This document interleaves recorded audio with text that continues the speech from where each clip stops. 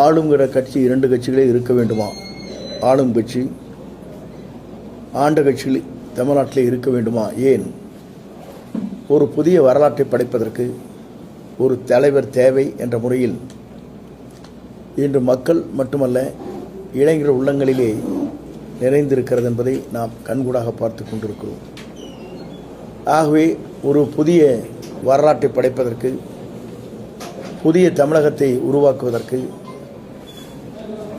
அவர் எடுத்துச் சொன்னதைப் போல அந்த பணிகளை நிறைவேற்றுவதற்கு முழுமையாக நின்று மக்கள் சக்தியோடு ஆட்சி கட்டிலே அமர்வது எந்த சக்தியாலும் தடுத்து நிறுத்த முடியாது என்கின்ற வரலாற்றை உருவாக்குவதற்கு நாங்கள் அனைவரும் அதற்காக உறுதுணையாக இருந்து அயராது இரவு பகல் பாராமல் அந்த பணிகளை மேற்கொள்ள இருக்கிறோம் என்பதை நான் பணிவோடு தெரிவித்துக் கொள்கிறேன். திரு ஓபிஎஸ் அவர்கள் தாவேக்காக்கு வரதுக்கு எவ்வளவு வாய்ப்பு இருக்கு? அவரை பொறுத்தவரையிலும் அவரோடு இருக்கின்ற மாவட்ட செயலாளர் பெரும்பாலும் பல்வேறு கருத்துக்களை சொல்லியிருக்கிறார்கள். அதில் பெரும்பாலானவர்கள் தமிழக வெற்றி கழகத்திற்கு நாம் செல்ல வேண்டும் என்ற கருத்துக்கள் பரிமாறப்பட்டிருக்கிறது. அதை பொறுத்தவரை அவர்தான் முடிவுகள் மேற்கொள்வார்.